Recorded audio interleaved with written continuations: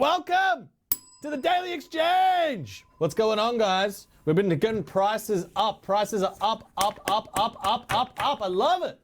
It's awesome. Bitcoin up overnight. We're a little bit down again, but you know what? I'll take an up any day of the week over a down.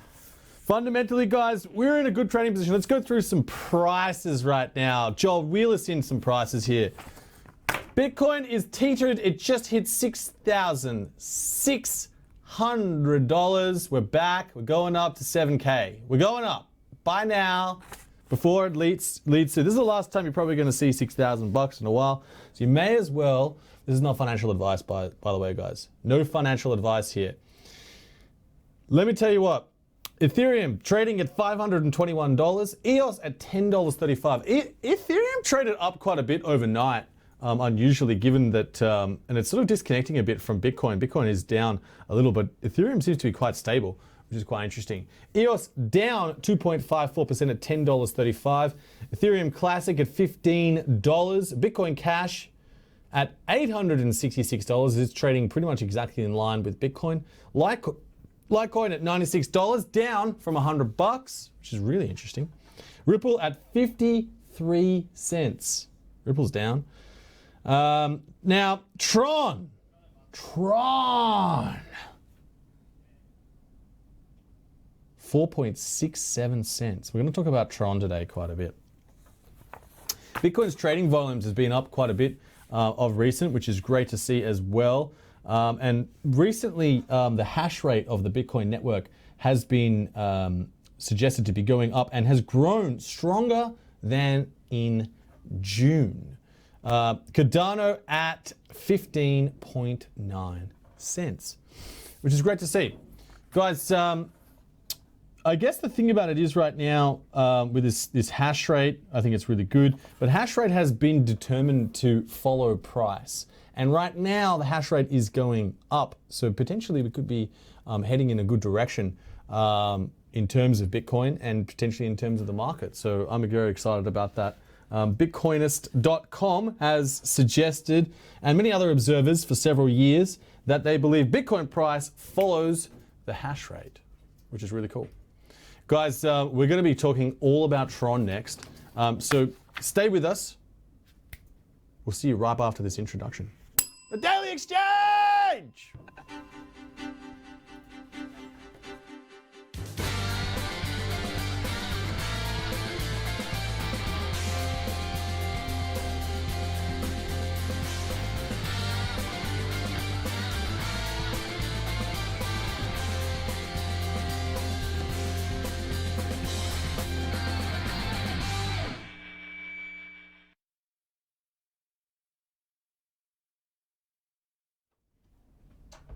Welcome back, guys. Guys, we're talking a little bit about Dogecoin for a second. Now, Dogecoin's a very interesting little coin. It was an experiment by an Australian, started up, and then a Silicon Valley guy came along and said, you know what? We may as well fire it up into a real, actual business, which is really interesting. But Dogecoin apparently is processing 3 times more transactions than Bitcoin Cash. 300% more. In a recent report brought to my attention by finance magnates, they suggest that Dogecoin transactions outnumbered Bitcoin Cash 3-1. On June 15, the Dogecoin network processed 38,400 transactions. Bitcoin Cash only processed 12,700. Dogecoin had processed 40,441 transactions, while Bitcoin Cash had only processed 13,422 when they printed this article. Really interesting in terms of Dogecoin. I guess its actual use case in it being kind of a bit of an altcoin, but it's also kind of a coin that you can use to support, joke websites, and there's a lot of board websites out there that do really, really, really well. So I wouldn't discount. I'm not saying to discount Dogecoin or Bitcoin Cash, but it is interesting that this website, given potentially when markets are down, do people tend to go towards entertainment? That tends to be the case in any recession or depression. People still enjoy entertainment during, this is a very dark topic, but during all of the actual Holocaust, some of the people in camps and things like that the entertainers were the ones that survived. They either played the violin or the piano or whatever it may be, and they were just very jovial people that kept people happy. It's not logical. It's not about survival. A lot of that thing is about happiness. And right now, who's feeling unhappy about the price of crypto, right? So potentially, are people moving to Dogecoin because they want a bit of entertainment, a bit of a joke? It's a place to go and send with your friends and kick around and do wacky and weird shit. Potentially. Shouldn't have said that. Might have to edit that outro later. Guys, I want to talk to you guys about a great article that Finder has written about technical analysis. Now, we talk about technical analysis a lot. We've got Trader Cobb that's come on, Ravi's come on and really thrown down some amazing chat. And there's a really amazing guide on how to do technical analysis. I've got it up on the site here, Joel. And essentially, it steps you through from end to end how to do technical analysis. For example, how to read candles, what's volume, SMA and EMA, so the different lines, moving averages, doing trending and things like that. But I just think high level, guys, take a look at this. It's a really good guide if someone is trying to start trading. It's a great place to start. And obviously specifically if you want to do technical analysis. Now, moving on. What the hell is TRON? What the hell is this thing? Seriously. In news today, TRON has confirmed to have purchased BitTorrent. I don't know. BitTorrent apparently, and file sharing has been mentioned quite a bit in the TRON white paper. It has been confirmed today that they have been purchased. It's not clear on the price. It could be between 140 to 120 million. I am not sure what the actual number is. It's not disclosed. But it is very interesting. So what I thought we might do is, let's take a step back. Joel, if you just bring us our screen, let's actually walk through what the hell is TRON.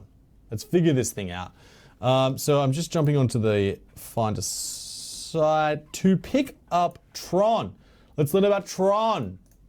So TRON apparently is a entertainment content sharing platform that aims to transform the global entertainment industry. And that's pretty amazing.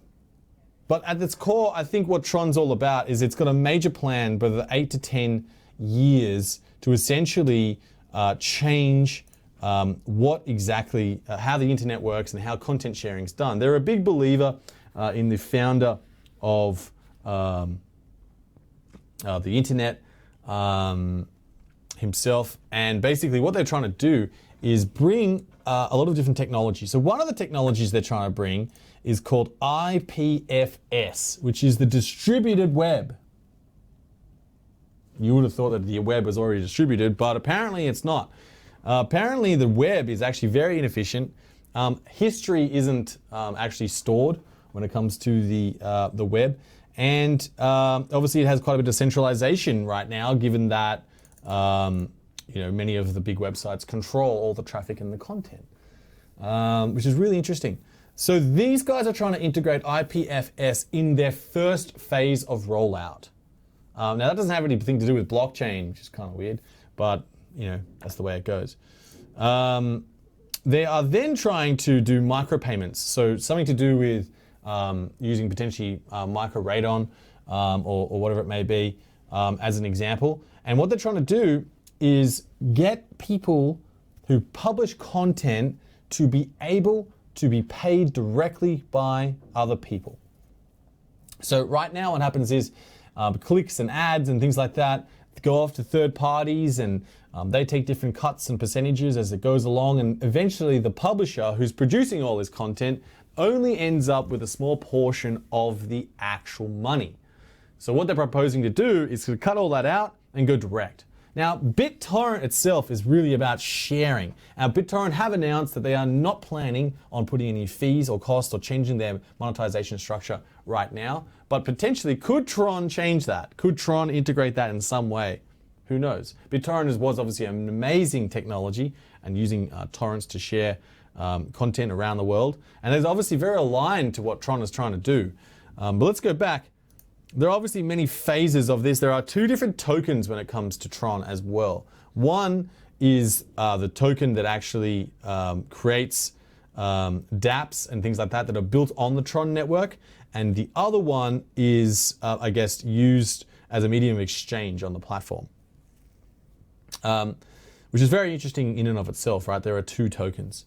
I assume that when you buy TRON, you are buying the ERC20, which is helping to build the dApps, and that obviously will encourage that. They have rolled out their mainnet only recently, which is very good. And there is an article on Finder if you haven't moved your tokens over and you need to move them over to the actual TRON. Here's where you can go and actually read about that and move your tokens over to the actual TRON coin. Right, going back, in terms of their roadmap, we've got a whole other series of different things. So let's talk about this in a lot more detail. So TRON uses a 3-layered architecture with the platform split into a storage layer, a core layer, and an application layer. So the storage is about, it's got the protocol, the block state and storage. They're trying to put everything into the actual content of the internet into blocks. And the issue there is, right now, how do you get a history of the internet? Well, there's Web Archive. Apart from that, most of it gets lost. You think about GeoCities. Where's GeoCities gone? It's lost. All sorts of content on the internet has been forgotten, which is a bit of a tragedy. There is a series of archives. You've got the core layer. So this is has several modules, including smart contracts, account management, and consensus, which is really cool. And then the application layer is where developers can create and deploy dApps on this layer. So essentially, if you think about it, at its real core, TRON's trying to rebuild the internet on blockchain. Now, they're proposing to do this over 8 to 10 years. That's a long time. Now, in crypto, that's a forever. Does the internet need to be rebuilt? I think the internet's working pretty good. There are lots of upgrades that could be done to the internet. TCP/IP obviously powers the internet, but could TRON replace that? Wow, that's a big call. That's a massive call. That's like moving, basically people to, that's like rebuilding phone lines, which I suppose has happened over, throughout time. I guess when it comes down to it, it's a very ambitious project, very decentralized, and it could really, really help blockchain become a central part of, humanity in and of itself, because the internet is stored in a whole lot of other different places, whereas if it was stored on the blockchain and actually provided with a mainnet, that could potentially really change what applications blockchains are being used for. So I'm a big believer in doing that. Is TRON going to be able to do it? I'm not sure, but they seem to be continuously making lots of strategic moves to go and make it happen. If you're looking at an 8 to 10 year horizon, 8 to 10 years, geez. Imagine what the daily exchange will look like in 8 to 10 years.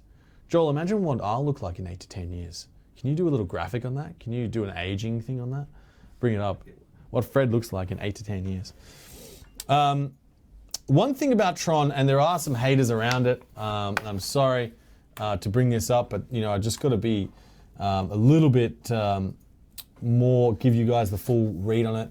It has been described as a bit of a Frankenstein crypto. Now, there's been a recent study by Lucas Nuzzi in terms of the TRON code, and looking at the actual code base, he said, and I quote, "My eyes hurt.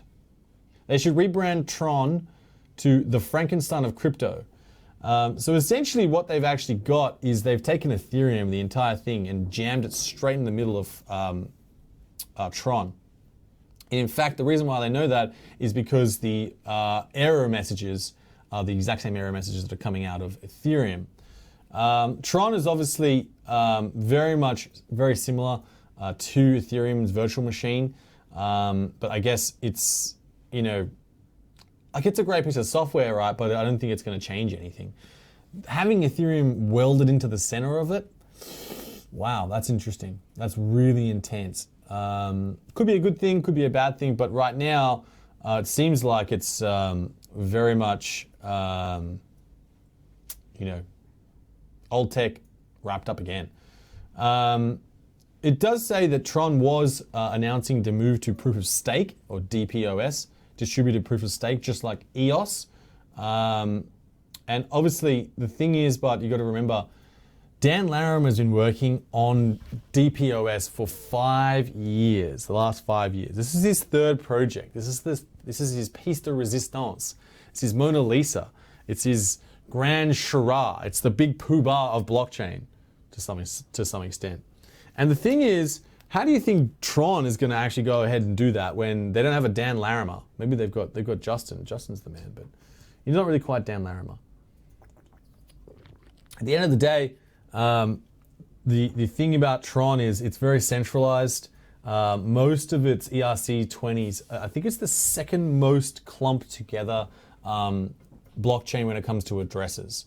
It's almost 90% of the actual tokens are stored in the top 100 addresses. That's real spicy. Super, super, super, super, super centralized. Obviously, there are lots of bugs right now in Tron, and that does provide an opportunity for any developers out there who want to go on their bug program and find bugs and actually change them, which is kind of cool. The thing is, investors who actually got in on the ICO are probably still up quite a bit, which they're very happy about.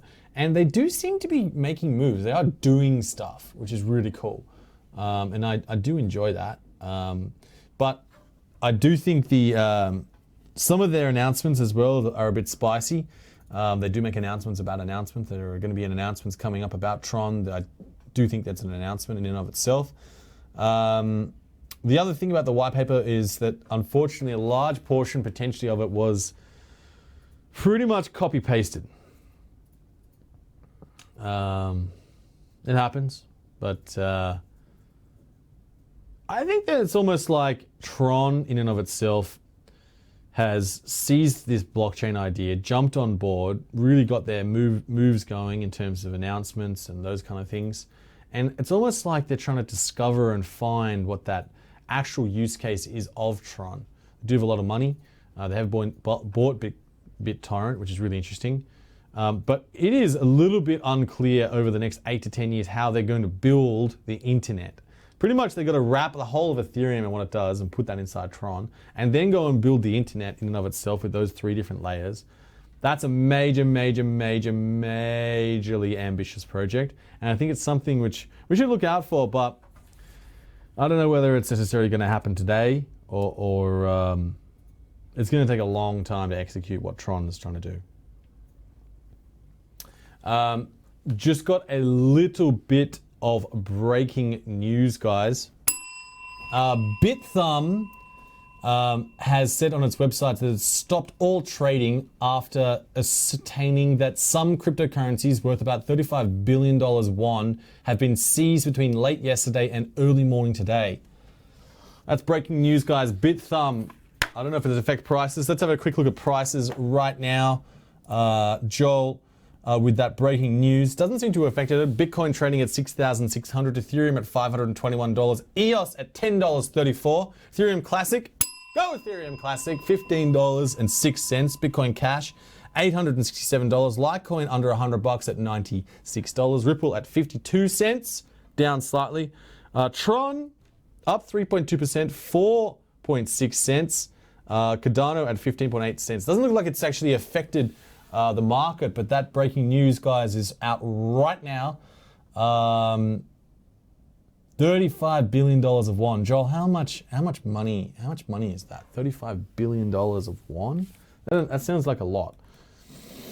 35 billion won to USD. What's the potential going on here? That is 31.5 million US dollars. 35.1 million US dollars has been seized from Bithumb. Wonder what's going on there. Anyone got any updates? Do send it through on the chat. Do reach out and say hello. Guys, that's my update on Tron and what's going on there. So potentially it's the future of the internet. Tron is the future of the internet. Moving right along. Guys, we've got a lot of airdrops going over now, having a chat with, there is a recent release come out. There is an airdrop called EON. EON, and you can go to eon.org. EON has put out a press release on a newswire, so you can't really judge. You can't really talk too much about that because anyone can send out a press release via wire. They are doing a major airdrop, a 1-for-1 airdrop on EOS. So if you have EOS tokens, you will get a 1-to-1 airdrop. EON are proposing to be EOS plus a network. In other words, they're putting an actual machine on top of EOS. So they're probably going to take the EOS code and then add to it. They are proposing that they are going to hit 100,000 transactions per second for the entire network, which is really cool. At the same time, obviously solves the problem where 4,000 transactions per second cause numerous network requests generated in a single EOS transaction. So they're proposing there are errors or problems with EOS that they're going to solve. Wow, that's like EOS is trying to kill Ethereum and then EON's trying to kill EOS. It's like a jungle out here. I love it. It's lots of fun. Anyway, if you want to get involved with EON, there is no current ICO. They are doing an airdrop. Which brings me on to the terminology of the day. Explain that term. What are token swaps? So we're hearing about that all the time, right? What are token swaps? We've had a few token swaps recently. Let's have a check out. So let's talk about Icon right now. There's an article out today on Finder. It's called the mainnet swap. We'll get to this idea. But essentially, when a coin launches and it raises money, they in the past, they've put that out as an ERC20 token. For example, Icon or EOS was an ERC20. I think TRON was an ERC20 as well.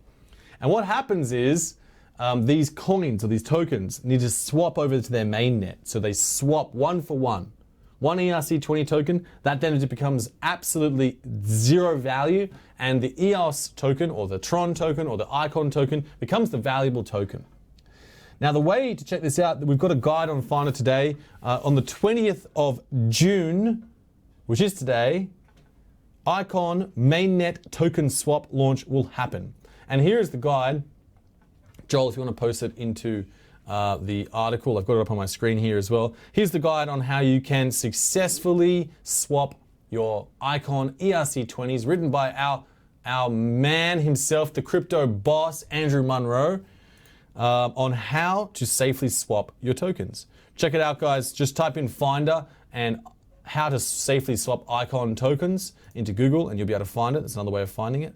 And basically, this is how you can actually step through and make that all happen. Some of the exchanges are participating, Binance, Upbit, and Bithumb, although maybe not Bithumb right now because obviously the exchange is frozen, but probably they'll sort that out. These guys will do it automatically for you, but CoinSpot in Australia, so do check that out. If you want to handle it yourself, this is the way to do it. Have a read about that, guys. If you have any Icon tokens, now is the time to swap them. Now is the time to get yourself the mainnet, and then you can continue trading and do everything that you want to do on the Icon network. So, a token swap, that is where you get one token and you swap it over for another 1-to-1 and get the actual main net. I'm going to go back now talking about EON. So EON itself is obviously is going to be an interesting topic. There is some other news out and in the forums saying that EON could potentially be a little bit, let's say, dubious in how it's operating. And I would just be careful with that one, guys. Be really careful with your EON. Take your airdrop if you've got EOS tokens, but just be really careful about what they're doing. There are a lot of posers out there that want to take over what EOS has done and what the great software they've put out there by Block One. But the thing is, just be really careful. There are no free tokens in the world. There are no, except for this airdrop that's coming to you, that is free. But just be really careful about giving any EOS or anything away for free. There is no such thing as that. So don't send out anything unless you only receive it. So just be really careful, guys. There is no way that you can buy EON in and of itself right now. So there is no token sale. So don't believe anyone who's telling you there's an ICO for EON or whatever it may be. Just be careful, guys. Super careful. There's my warning to you. All right, guys, moving on. Let's talk about dApps. Overnight, Cointelegraph launched a fantastic piece of software which tracks dApps. And I love dApps. So from their site, it's called dApp Hub, which is kind of like what all the other dApp hubs do to some extent. They've got a nice little interface here. You can submit a dApp. CryptoKitties, IDEX, Fork Delta, Ether Roll, PAL, 3D, VDice, EtherFlip. These are all really interesting applications that are currently operating on Ethereum. And you can see here how many players are using it. The amount of Ethereum, geez, there's a lot of Ethereum on IDEX, isn't there? 47,950. Lots of trading going on. Fork Delta, I didn't realize Fork Delta was smaller than IDEX. That's interesting. Ether Roll seems to have a lot of Ethereum being used on it. So let's explore. What is Ether Roll? Ether Roll is an Ethereum smart contract replacing bets on our probably fair dice game using Ether. With no deposits or signups, each dice roll is provably.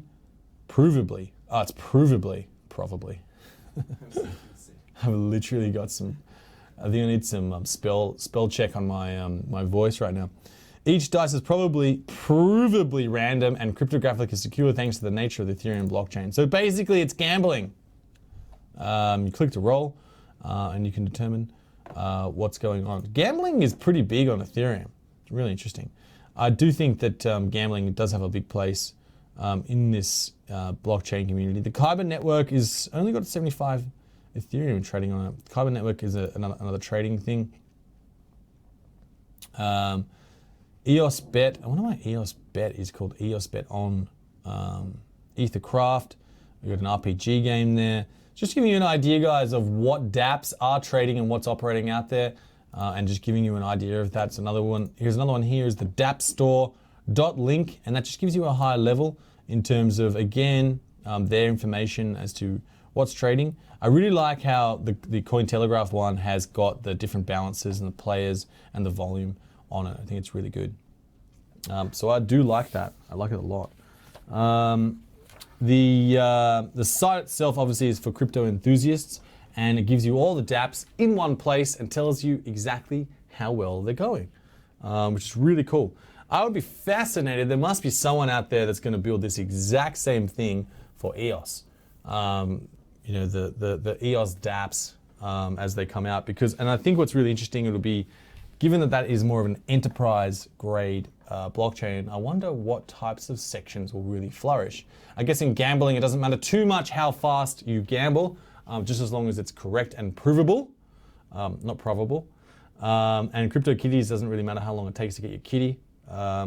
IDEX and Fork Delta, obviously, there are always going to be DEXs out there and trading, but it would be really interesting to track the current upcoming dApps. And maybe that's another show we should talk about, is what are the DOS dApps that are coming up.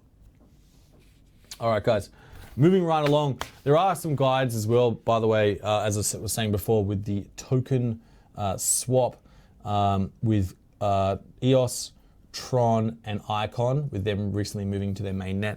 And I think it's really important you have a look at that. Just want to check the prices, guys, because we did have that piece of news with Bithumb there.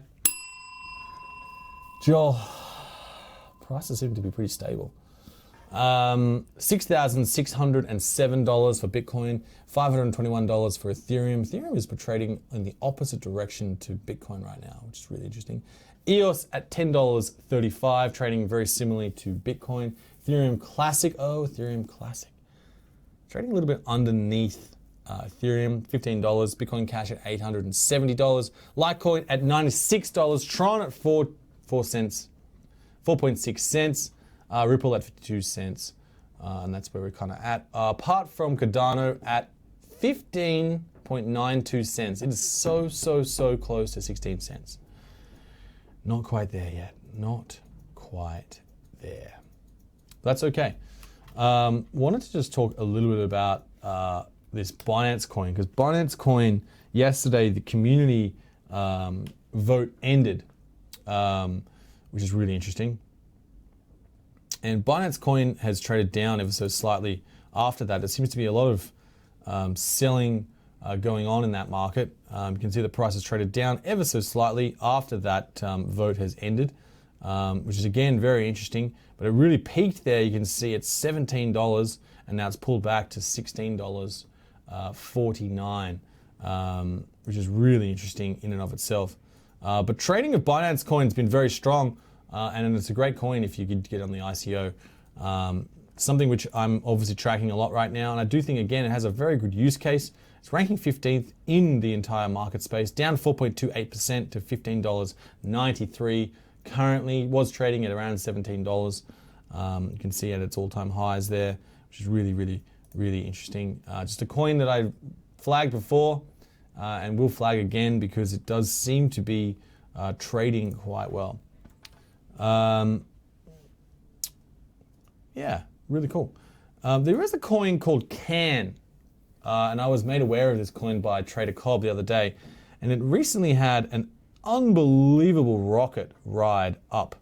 Try and take this back a little bit to recently.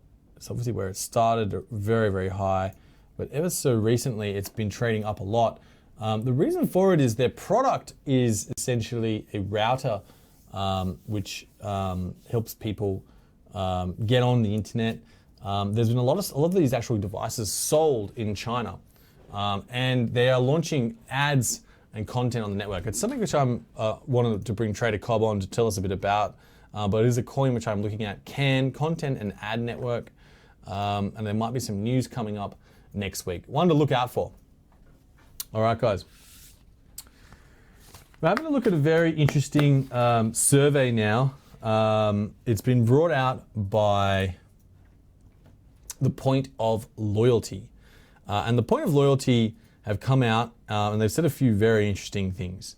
There is obviously a high-level summary. And one of the most interesting things I want to talk about is that millennial consumers are more interested in cryptocurrency than they are in loyalty points. So in other words, they'd rather get a cryptocurrency, so the future of people value cryptocurrency more than they value loyalty points. I don't know if you guys have tried using loyalty points recently, but it is really, really hard to get a seat anywhere you actually want to go. I personally find that very difficult. It's much easier to buy cash. And if you imagine for once, if cryptocurrency could solve those issues and can actually get you a flight because they're actually worth real money, potentially the value and the centralization of loyalty points would be disrupted and they could become distributed. Now, there are a lot of coins out there that are trying to potentially do this. It's a massive undertaking to get that trading going and to get one single coin potentially to be the loyalty coin of all these different loyalty programs. 36% of loyalty program members would rather be rewarded in cryptocurrency over traditional point systems. This sentiment was represented even stronger among millennial consumers, with over half, 55%, expressing their enthusiasm for blockchain technology to replace conventional reward systems.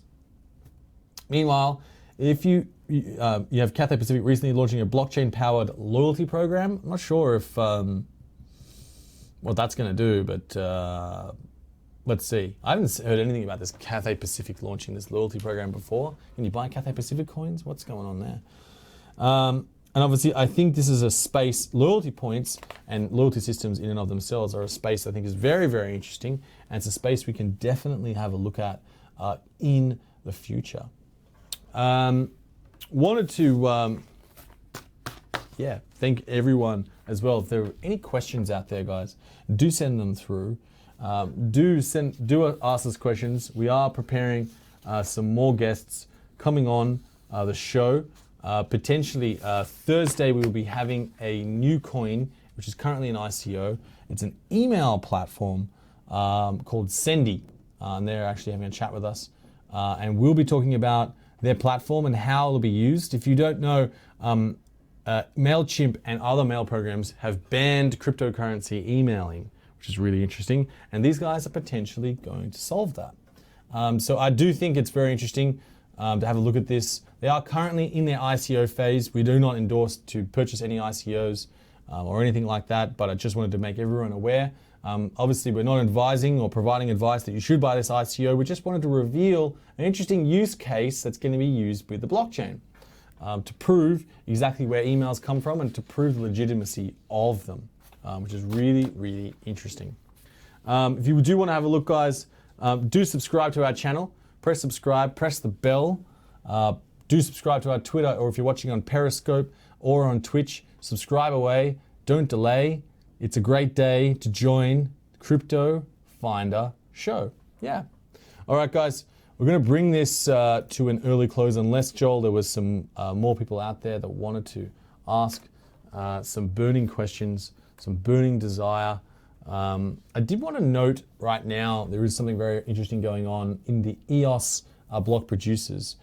Just to give you an update on that, in terms of the number of votes and exactly what's going on there.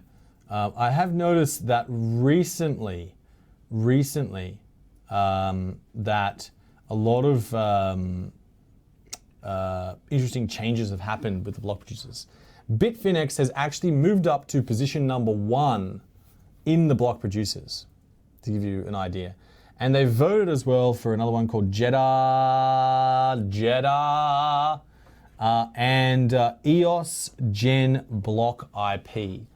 Now, it's a very interesting little situation when these things happen, because what's happening is Bitfinex is using its votes from its exchange to potentially vote, and this is very controversial, but are they potentially using those coins that they're holding and the people who have coins on Bitfinex to vote for themselves to be block producers? Now, this is quite a profitable thing to do for them, because they're basically converting all that EOS and those votes into money for their block producer. They've got about 1, 2, 3, 4 big votes based on the graph as to how they're actually doing that. And I think this is something that's just going to be debated out as to what exactly is happening with Bitfinex. And essentially they've moved 2 block producers into the top 21 to be able to produce those blocks, which is really interesting. There is a lot of discussion right now about the governance of EOS and how that's actually being done. I'm a believer in Dan Larimer and his vision of the future of the blockchain and what it can do. And I do believe there's a lot of people who are skeptical about that, although I do think it'll be sorted out. Joel says to me, we have a question. I love questions. Questions are really cool. But I wanted to give you guys an update about that. Just a little heads up as well on the EON airdrop on EOS. You do need to have over 100 tokens, over 100 EOS tokens. And the snapshot will be done, it was already done on the 1st of June 2018. And obviously, the website will update that. We'll give you guys some update on that about EON as it comes out and the airdrop. Joel, we've got a question. Take us to the question. Jordan says, Fred, have you seen the SimplEOS wallet made by EOS Rio? I have not. SimplEOS. You can link it with your Exodus wallet, which is kind of cool. Let's have a look. SimplEOS. I know Scatter, EOS Rio have launched this new one, EOS blockchain interface and wallet, which is really cool. I wonder if they have some screenshots about SimplEOS is a wallet made solely for the EOS ecosystem and fully integrated with all features available on the EOS iOS software. EOS Rio made SimplEOS with a security and transparency philosophy. It's a desktop application compatible with the most popular operating systems. Cool. So it's like desktop. It's almost like a wallet that sits on your desktop. You can download it for Windows, Mac, or Linux. That's pretty cool. I like that. So it's a new wallet. I've been using Scatter personally, which is a Chrome plugin, but I'd be happy to use this wallet to give it a go. I wonder if anyone has tested the code. Is there any endorsements of the code? It'd be good if some of the other block producers could review the code. I know Genereos in Sydney are really good with that kind of stuff. It might be an opportunity for them to have a look at that. Another thing I noticed is that Genereos recently just launched their new toolkit where you can find accounts So you can put in the account, you can search for the public key, you can transfer EOS, you can manage accounts, you can buy RAM, you can do all sorts of awesome things. You can delegate stake and things like that. This is a brand new tool. Check it out, eostoolkit.io, eostoolkit.io, a fantastic upgrade to what the Sydney team have been doing. It would be good maybe to connect in this new wallet as well. But check out the EOS Toolkit. It'll help you do different things. They have scatter as their primary thing. Maybe they could connect with Simple EOS. So maybe the EOS Rio team and the Genereos team could have a chat. I'm sure that would be very cool. Vote for Genereos and vote for Rio EOS for putting out the tools and helping support the community. I think it's fantastic. Absolutely fantastic that happens, because they're making these tools, guys. There is no way that this whole ecosystem will survive unless we support these block producers in producing these tools and helping them to grow, which I think is absolutely imperative for the entire system.